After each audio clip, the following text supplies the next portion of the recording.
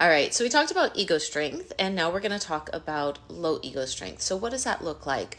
It might be somebody that has anxiety or depression, they lack resilience, so they may avoid difficult situations because they know, because they feel it's, I shouldn't say no, because that would be make it seem more objective. Their perception is that they don't have the skills and capacity to move through difficult situations by themselves or maybe even with support.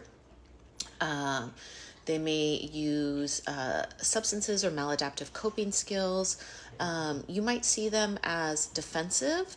Know that there's some subtleties to this, though. Like there's people in the media that I will assess in mentally. I obviously don't know them, so I don't know their full story. But I'll see people on social media where I'm like, ooh, I think they have probably low ego strength, and what that means is they tend to be arrogant, not confident, arrogant, which really is a mask for insecurity. So I just imagine people with low ego strength as, even though they're in an adult body, there's like this little child hiding in there trying to sort of put on an adult persona, adult clothes, and act as if they have it, but really they're insecure. They may be more defensive. They may project their emotions onto other people. Um, they may intellectualize. We see that a lot. The people who sort of just keep talking and talk over other people. And you can be a little bit fooled by them. If you notice, I am sort of describing, or I am describing more of the traits of personality disorders. So what I was just describing is more consistent with like a narcissistic personality disorder.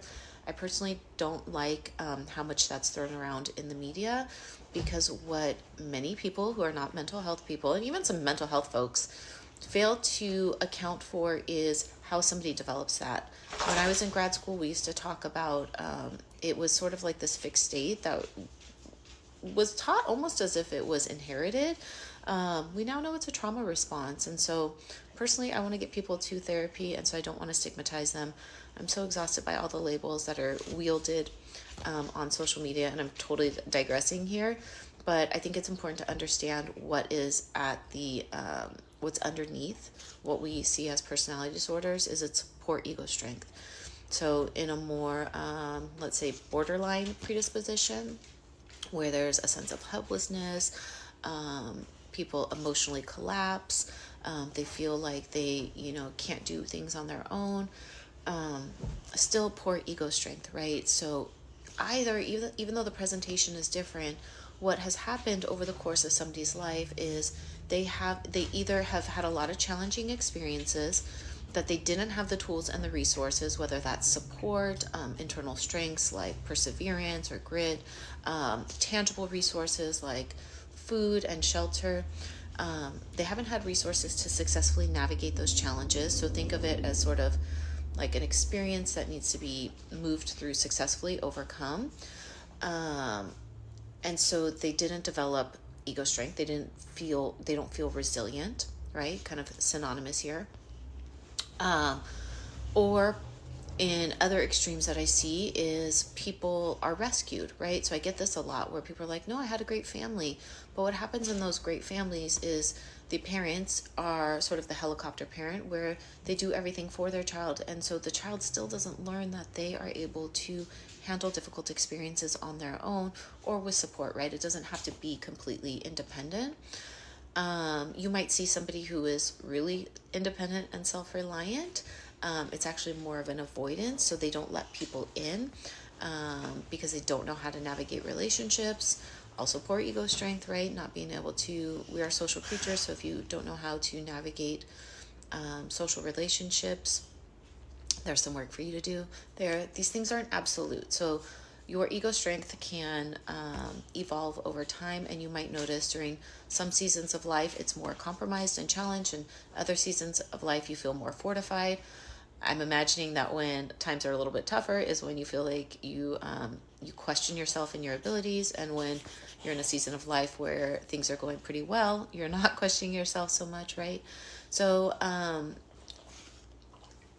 depending on where you're at in the seasons of life, or where you are self-evaluating your ego strength to be, there's always things that you can do, right? So one of the easiest ways to build ego strength is continue to take on challenges.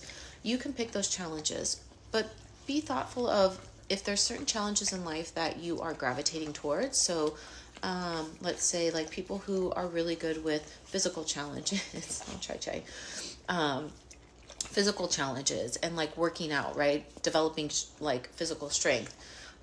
Just because you're able to push through that doesn't mean that you have good ego strength, right? You have good physical strength, but you may avoid things like having difficult emotional conversations. And so if that's the case, work on those things.